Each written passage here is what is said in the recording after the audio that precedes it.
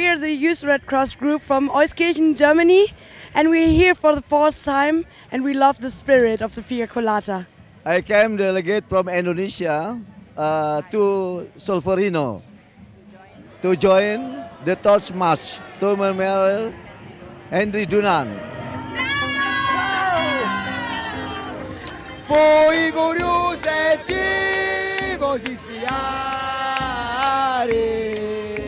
Anche quest'anno si c'è presente per dare colore e calore a questo evento. Ci vediamo a Mantova. Ciao Mantova dalla Sicilia con calore. Forza Sicilia! Viaggio un po' stressante, però poi arrivati qui abbiamo subito dimenticato tutto perché abbiamo incontrato tante persone nuove.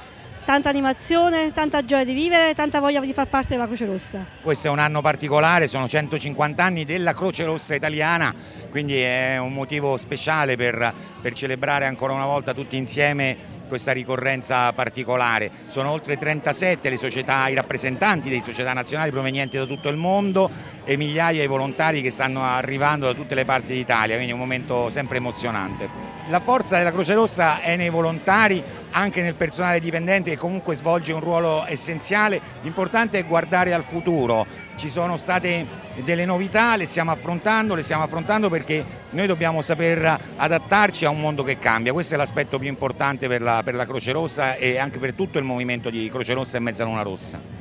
Por mi conducto, Cruz Roja Mexicana les envía un afectuoso y fraterno saludo, así como su presidente Fernando Suinaga. Un abrazo para todos. In Syria, we have been lost. 37 volunteers have been killed on this crisis on the field. For that reason, I will really ask for remembering of all the volunteers in all the world and all the people who are losing their life. We need you. Without you, there is no movement.